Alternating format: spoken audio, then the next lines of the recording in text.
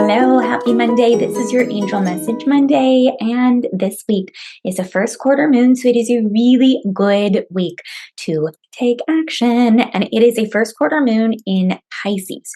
So take action on your dreams and use your imagination to help you unfold the pathway into a more optimal and abundant life after that sweet new moon, which I hope was really good for you. So 2 card decks today, numerology guidance cards by Michelle Buchanan, and also The Answer is Simple by Sonia Choquette. So both of these super helpful, I find, especially The Answer is Simple. So think about something that you are debating, taking action on, and then choose number 1, 2, or 3. And we're going to also support that with a numerology card today. All right. So if you're choosing position 1, I want to go from the middle of the deck. And if you're choosing position 1, the secondary is also from the middle of the deck. You get leadership, but leadership comes upside down, and you also get over yourself.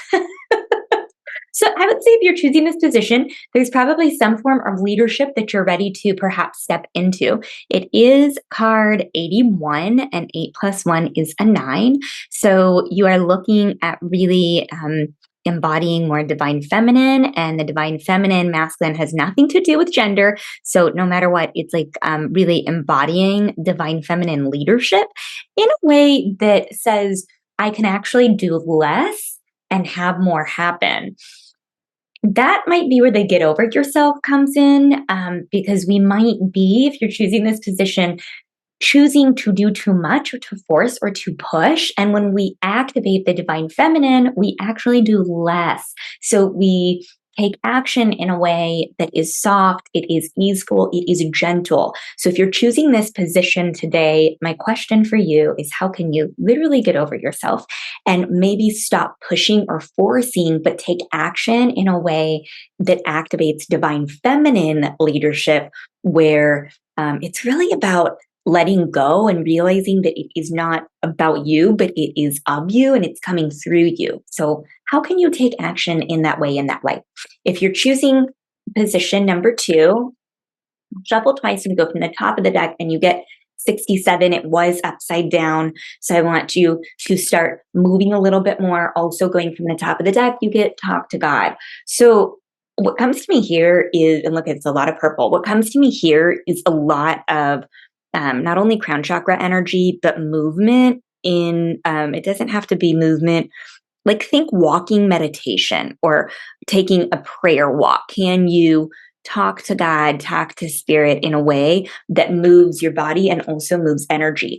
The one thing that I want to highlight about this is when we pray, I one time had my great grandmother come in a mediumship session and said, you're praying wrong. And I know because I used to do it, you're praying from a place of desperation and want and desire. And that's not what prayer is designed for. So when you talk to God, talk to spirit, talk to universe, talk to source, do it in a way that is a letting go of your desired outcome. Remember, it is thy will, not my will. So let go of your desired outcome, but talk. And this is interesting because the first position was 1, the first position, this is 11. So it was the 1, and now it's a master channel. It was like channel, listen, lead from a way that is really channeled. And then the 11 is master channel number in a way that, yes, there's 2-way communication, but talking in a way that really lets go of any asks. It's like, whatever, I surrender and I just accept whatever that needs to be. And maybe move your body more, like physically pay attention to the way that you are moving your body and what you're doing for physical activity. And then finally, position number 3. Okay, what is that? 27, spiritual partnership. That's fun. And then let me just choose one. That's a really fun. So take action on perhaps joining forces with someone. And that's also a 9. Create. So what can you create? If you're in Embody 1, we're about to lean into the sacral chakra there. I like how this is also orange and mixed in with the purple, and it was purple, in the last position. So we're certainly moving from the divine knowing and knowledge into creation energy. So how can you come into oneness and marry in oneness with spirit to create, because again, anything that we do create, it is not of us, it is thy will. So anything that's coming to you will be created with spirit.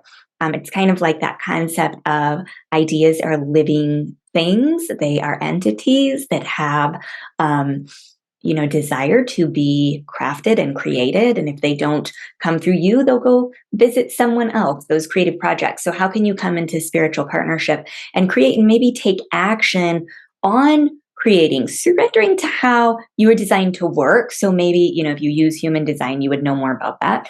But really surrendering to, like, for example, I'm a generator in human design. So when I create something, I need to listen to what is what is incoming and what people are maybe talking to me about or advising.